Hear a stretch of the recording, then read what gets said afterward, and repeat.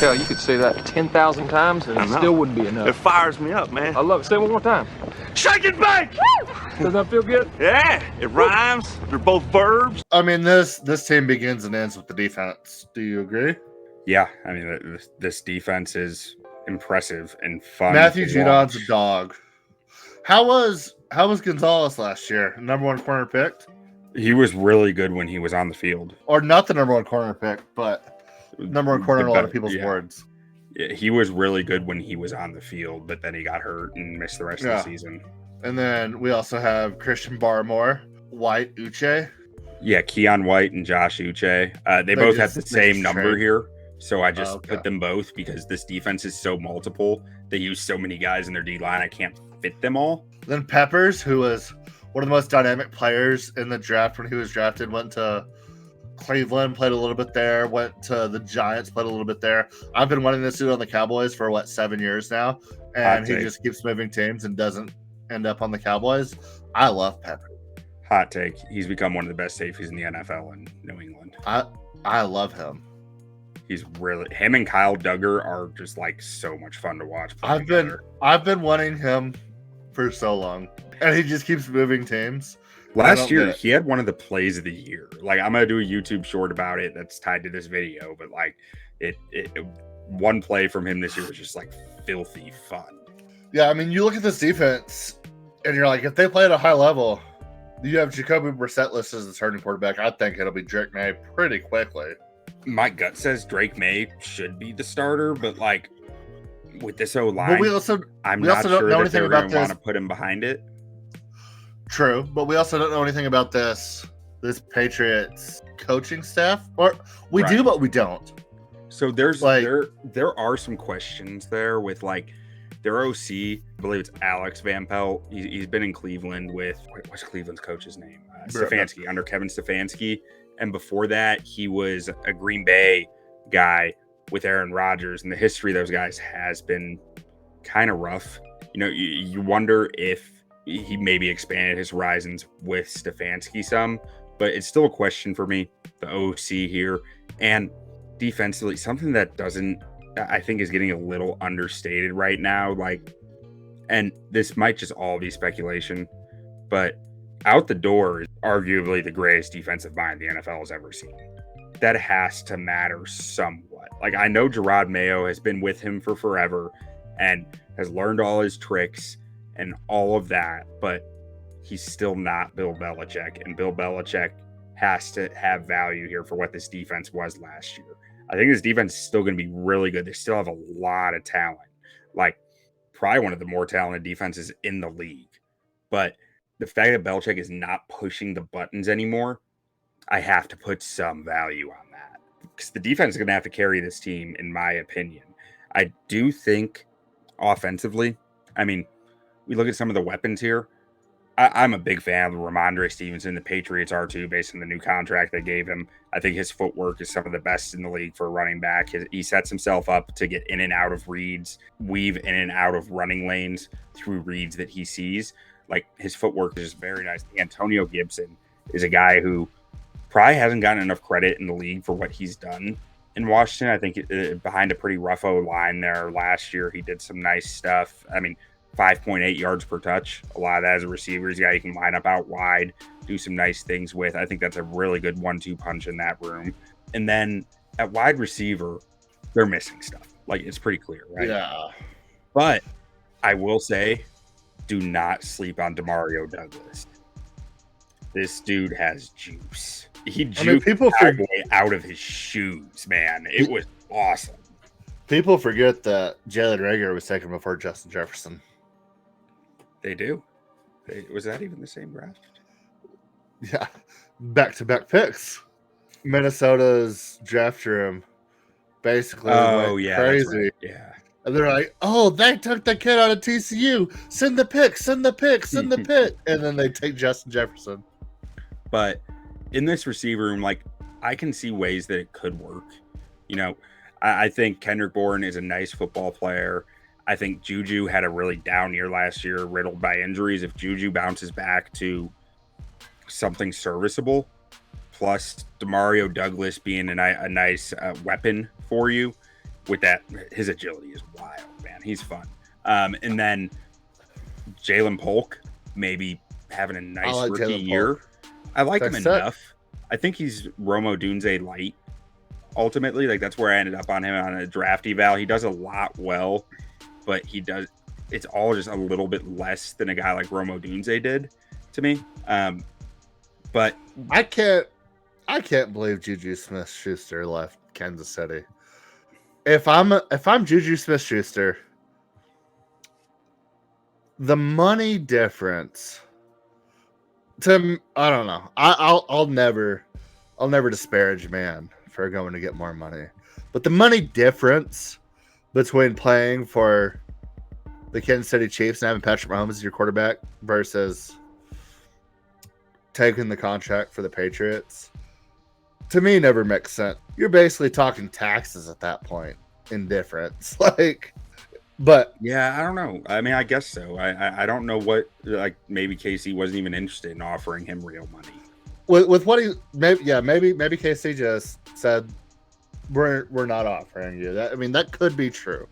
But to me, if I'm him, I mean, he is the perfect receiver for that Chiefs offense, to where I'm like, I would figure out a way to stay in KC. Rashee Rice took his spot. Rashee Rice did pretty well. Yeah, and now Rashee Rice might not have a spot. Yeah. And the tight end room, I think this could be pretty interesting. Hunter Henry just got extended again. They paid him twice. The dude just keeps doing it, man. He's just quality. He's like end of career Jason Witten right now. Is he just perfectly average? Yeah. Yeah. Is that like I've always liked Hunter Henry. You turn on the tape and you're like, oh, he's open. He never really flashes. No, but he's just crafty, physical enough to get open, and I think he's not going to beat man coverage. Late career Jason Witten is probably the best way to describe him. Yeah, I mean, whenever you brought up late career Jason Witten, I think of nothing but like stop routes where he just turns around and catches it and gets like 1.5 yak. Yeah, that's what it is. 1.8 yak per reception. Like, yeah, that is. He's always open. Jason Witten could have 15 catches and have 17 yards of yak. Yeah, like it's about right. I loved it. And then Austin Hooper, I think, is pretty similar at this point. Maybe it gives you a little more vertical juice, but like not much. I think that they are very similar. If you asked me if Austin Hooper was still in the league, I would have said no.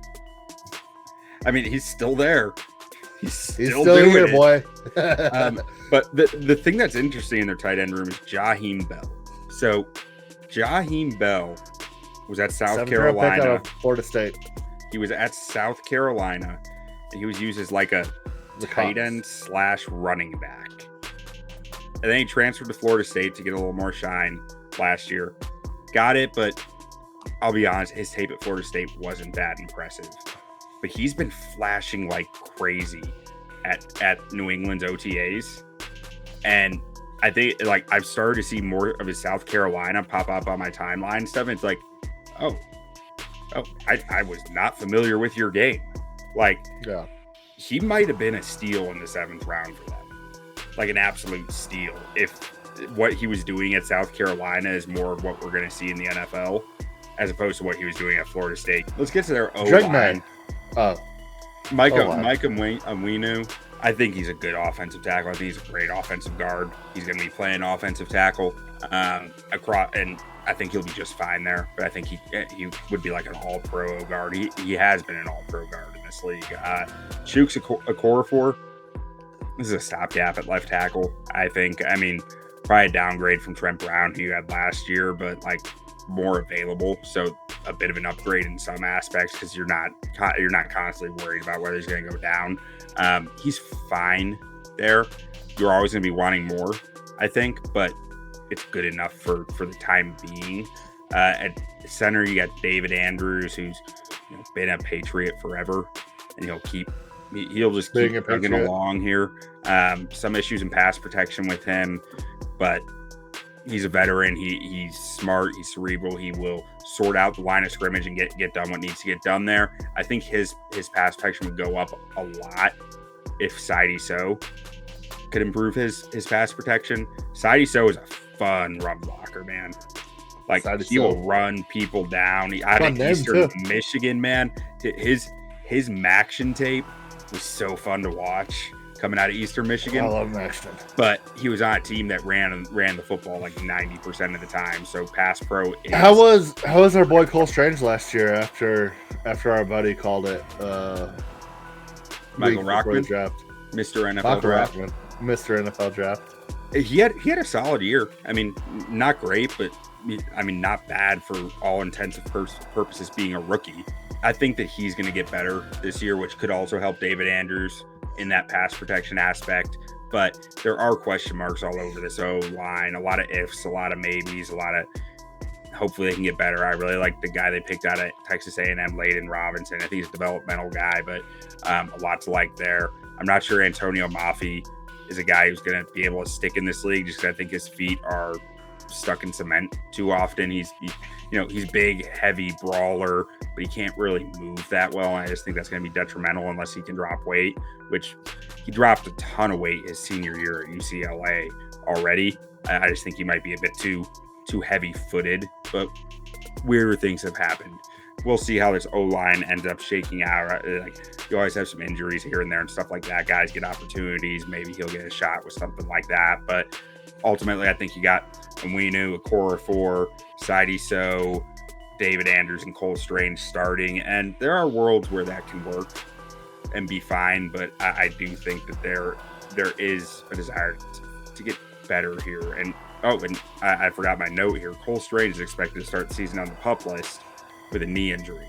So there's your chance for Antonio Mafi, maybe Jake Andrews to kick in at center and David Andrews to kick over to guard, or even Layden Robinson to get in the lineup. Looking at this roster, I mean, this is definitely one of the, I would say, weaker rosters in the AFC. What does this team have to do to actually compete and make the playoffs in this gauntlet of an AFC? This defense needs to eat. No line needs to be serviceable. So when we look at the offense, you don't think Drake Maye is the guy year one? I have a hard time justifying putting him behind this O-line with these weapons. Yeah. Personally. I just do not think it's going to be good to do that. Jacoby Brissett gives this chance the best chance to win this year, I think. So 3rd overall pick, this team starts out 1-8. Can Gerard Mayo get away with not playing Drake Maye? To me, being diamond hands. You gotta think about diamond hands. Gotta think about Patriots, 6 Super Bowls. They won the division 17 years in a row or whatever it was. You're 1-8. You picked a quarterback 3rd overall, and everybody with a brain can be like, "Hey, we don't want to throw this kid into a bad situation. Like, think about the future, look forward." But can you truly get away with not playing Drake Maye if what I think is going to happen is you're going to be 1-8, 2-6? Yeah, I mean, I think it's going to be really hard to not play him. But I think if you want to ensure the best chance that he is your future, you don't play him, because I'm not sure this is a developmental atmosphere. I'm not sure this offensive roster is good enough to give him a chance to survive, and that's when bad habits start to form. And especially in year 1 of Gerard Mayo's tenure as head coach, there's 1 year where he can get away with it. It's this year. Yeah, I mean, Boston's also a weird town because they just keep winning. Like, they're coming off a Celtics championship.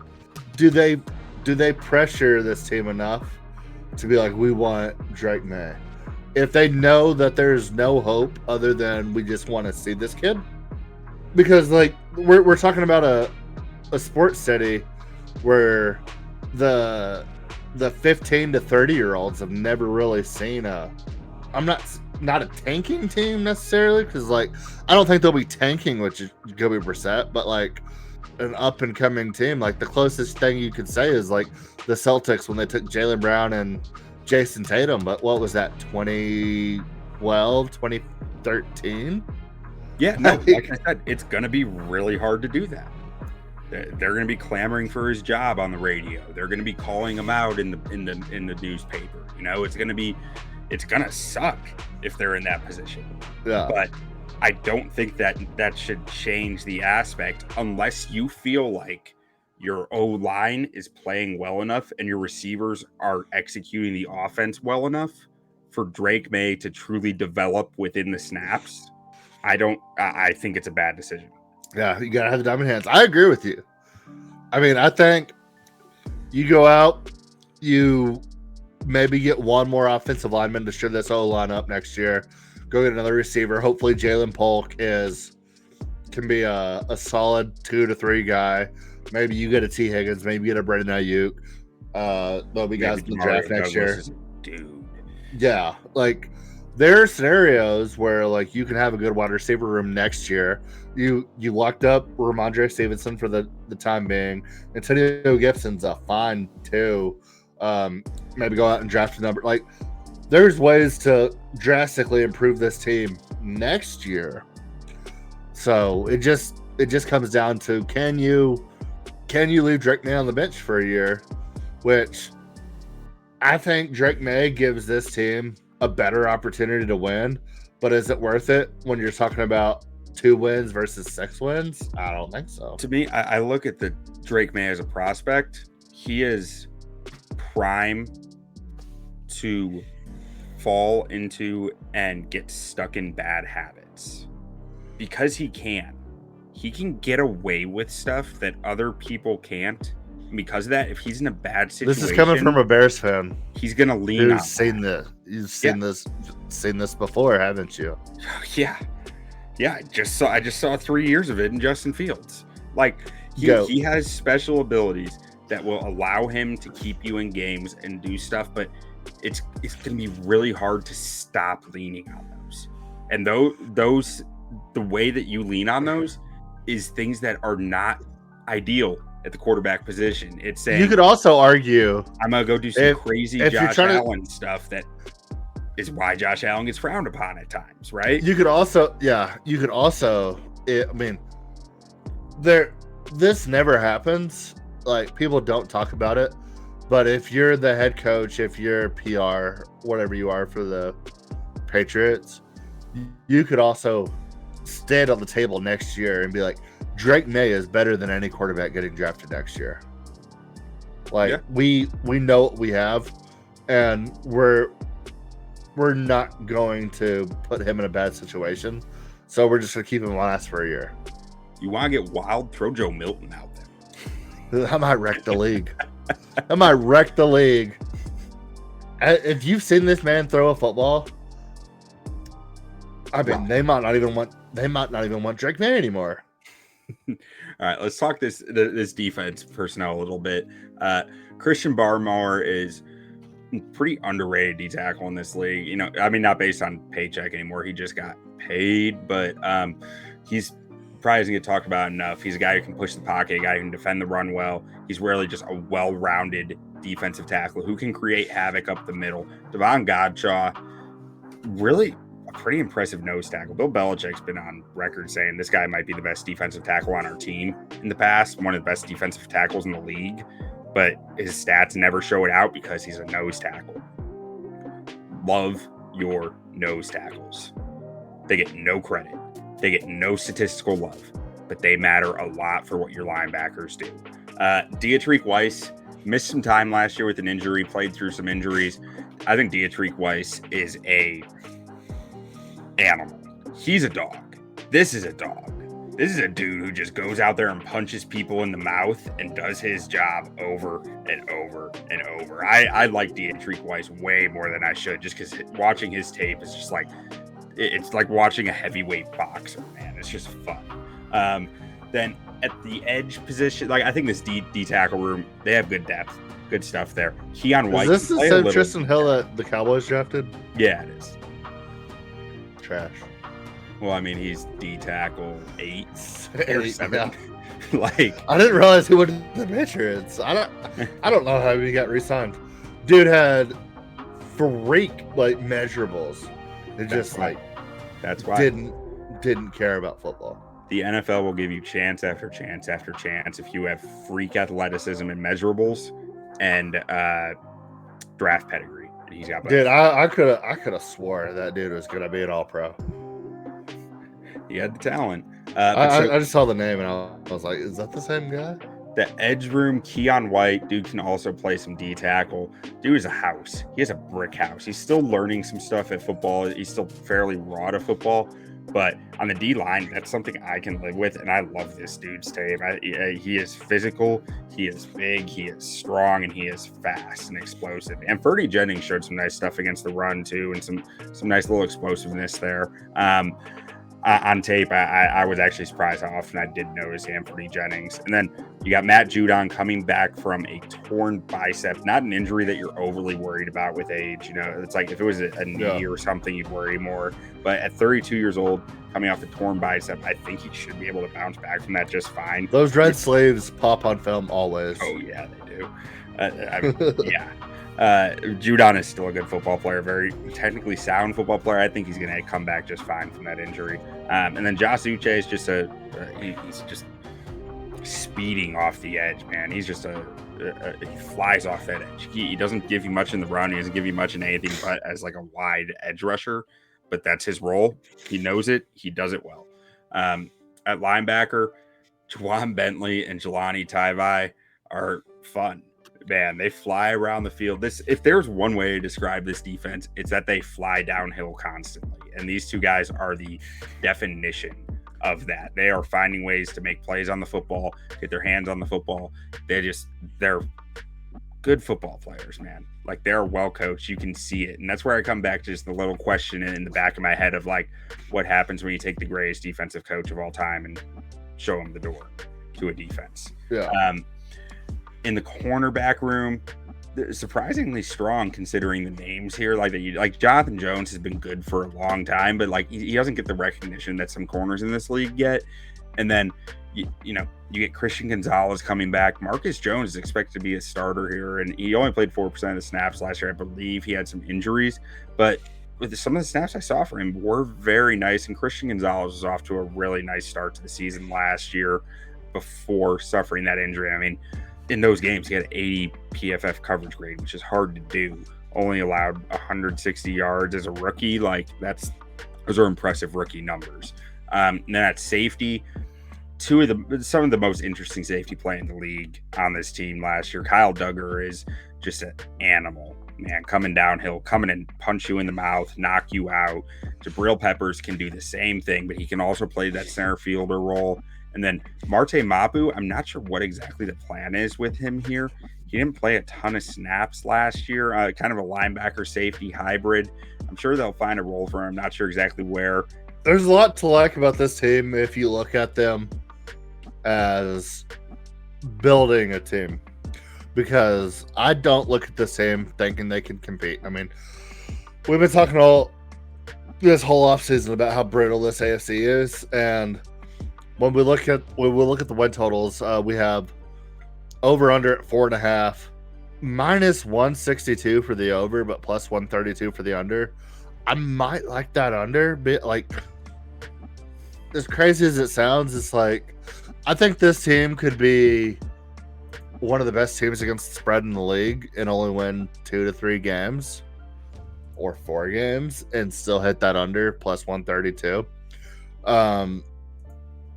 And then from there, you're not going to take them to win the division at plus 980. You're not going to take them to make the playoffs win the division at plus 2,400, make the playoffs at plus 980, Super Bowl champs 9-1, Super Bowl champion 18-1. You're not going to do any of that. Mm-hmm. The only bet here is the under. Yeah. And I think this team realistically can go 3-15 or 3-14, and you're looking at next year being like, okay, we're solid. Like they could be like the Lions of 4 years ago, to where you're like, we have the pieces. We have everything we need. We just had to bring it all together. Yeah, I mean, I think to your point earlier, I think this is a team that they add a left tackle and a receiver, I start to feel pretty good about. Yeah. Like they have the versatility on this roster. They have talent on this roster. But it's just some key pieces are still missing that are tough to overcome. And you throw that in with the normal variability of an NFL season that comes with injuries and guys missing games and having the diamond wrong. And it's like, I think holding on to Drake Maye for as long as you can is going to do nothing but help this team in the future. I agree. Like, the Chiefs got away with it because Alex Smith was a MVP candidate. That's the thing, though. Patrick Mahomes' rookie year. Does Jacoby Brissett surpass the Alex Smith line of being able to justify to your fan base? Exactly. No. That's your question to me earlier. Like, how do you do that? It's really hard to do. It's really hard to expect to do. Yeah, Jacoby Brissett's not going to do enough to where you're going to be like, I think Drake Maye is the best quarterback on that roster, but starting the best quarterback on the roster isn't always the best thing to do for the team in the long run. Yeah, no, and it's like it's almost like if the front office could just come out and say, our offense sucks, we want this kid to be good, he's not playing, but they can't do that, right? Agents would tear them apart for doing that. Yeah, it's gonna be interesting. But okay, we'll run through the schedule real fast. We both have the Bengals week 1. I have the Seahawks week 2. Q has the Patriots. We both have the Jets week 3. Week 4, we both have the 49ers. Week 5, we both have the Dolphins. Week 6, we both have the Texans. Week 7, we both have the Jaguars. We both have the Patriots winning week 8. I have the Patriots. Oh, we both have the Patriots winning week 9 versus Tennessee. Also my underbet of the year. We both have the Bears week 10. We both have the Rams week 11. We both have the Dolphins week 12. We both have the Colts week 13. I have the Cardinals week 15. Q has the Patriots week 15. I have the Patriots versus the Bills week 16. Q has the Bills in that game. I have the Patriots versus the Chargers. Let me give I'm going to give that to the Chargers. I don't think they went back-to-back games there. Superchargers. Okay. And then we both have the Bills week 8. All right. So that puts them at 3-14 for you and 4-13 for me. You need to be more like a dog. We don't need a bunch of cats in here looking in the mirror. Do I look good? I got my extra bands on. I got my other shoes on. We need more dogs.